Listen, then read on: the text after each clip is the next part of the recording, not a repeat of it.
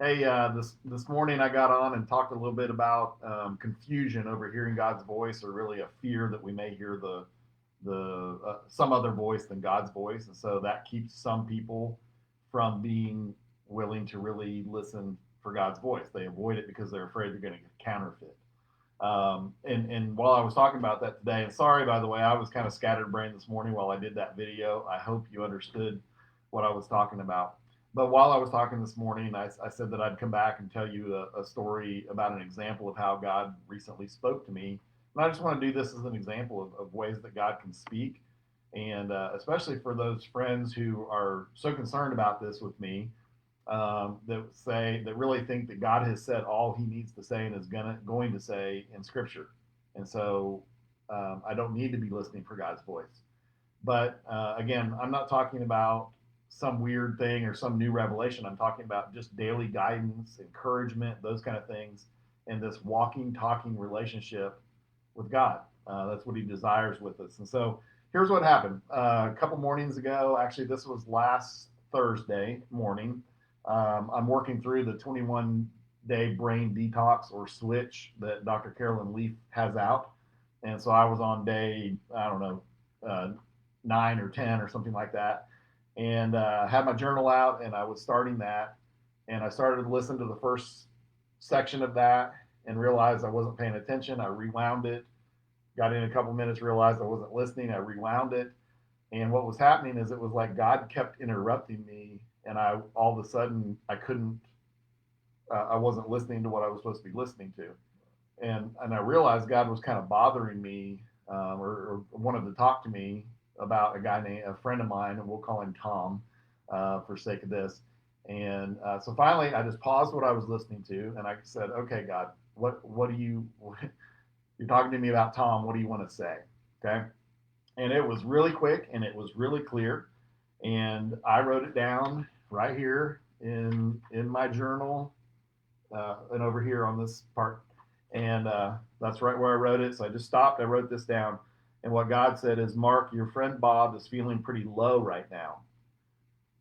Tell him to stop focusing on temporal things and focus on eternal things. Focus on the face of Jesus, and remember who God made him to be." That was it. So I wrote that down, and then I was able to then listen to the rest of my 21-day brain detox program. And then after I got finished, and before I went out and mowed on Friday morning, I sent my friend Tom a message, and just texted him real quick and said, "Hey, God put you on my mind. He asked me to tell you this," and within seconds, I got a response, and he said, "Do you have time for coffee this afternoon?" And normally, Friday's my day off, and I try to really spend that day with my family. But I felt like, well, God said something to me about this, and He wants to go have coffee. I better go do that. So I went and had coffee with him. And what I found out was the night before, he had gotten stranded. His car broke down. Lots of issues around that. It was a very frustrating evening for him. And he actually was pretty frustrated with God because he didn't feel like God was providing for him. And so we were able to sit over coffee and talk about the situation. I was able to encourage him, and I think he left in a better place. I left in a better place and felt encouraged because I knew God had spoken to me. I'd followed through on what He asked me to do, and He used me to just encourage somebody else.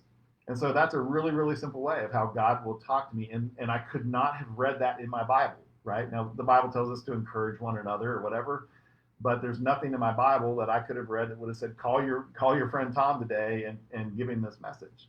And so that's an example of how God may speak to you. Now, other days, God will just say something to me to encourage me or challenge me or whatever. But sometimes it's something like that where it's a message for somebody else. And so again, we need to be listening to God's voice, but we need to understand how to do that, how to learn how to do that in the quiet, so we can hear it also in His voice in the noise. And right now, I spent a couple days last week talking about barriers to hearing God's voice that people experience, because I've gotten that question. I want to hear God's voice, but I don't, or it seems like I struggle with that, or that's really hard for me. And so If you go back and watch some of my previous videos, I've tried to give practical tools on how to begin to practice and begin to hear God's voice and practice that in the quiet.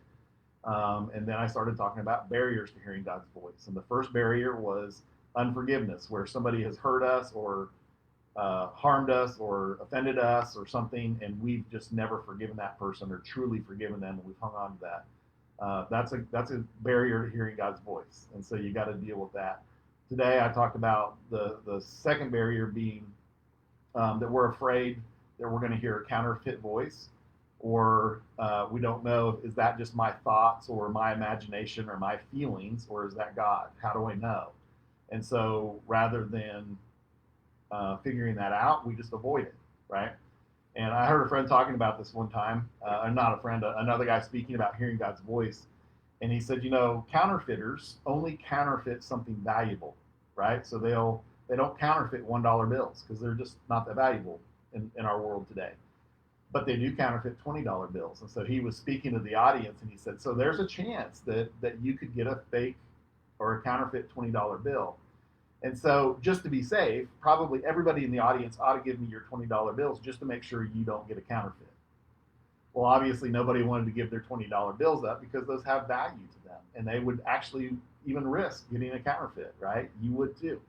And yet with God's voice, that has tremendous value, and yet we ignore it or we give it away. We just give the whole thing away because there's a chance that we might get a counterfeit. Well, that doesn't make sense. So why don't we just learn what a counterfeit looks like or sounds like and what God's voice really sounds like? And so this morning I talked through that. Again, I was a little scatterbrained. I'm sorry about that. But if you missed that, go back and listen to that one. And then the next day or two, I'll come back on and we'll talk about the next barrier to hearing God's voice. Have a great evening. We'll talk to you soon.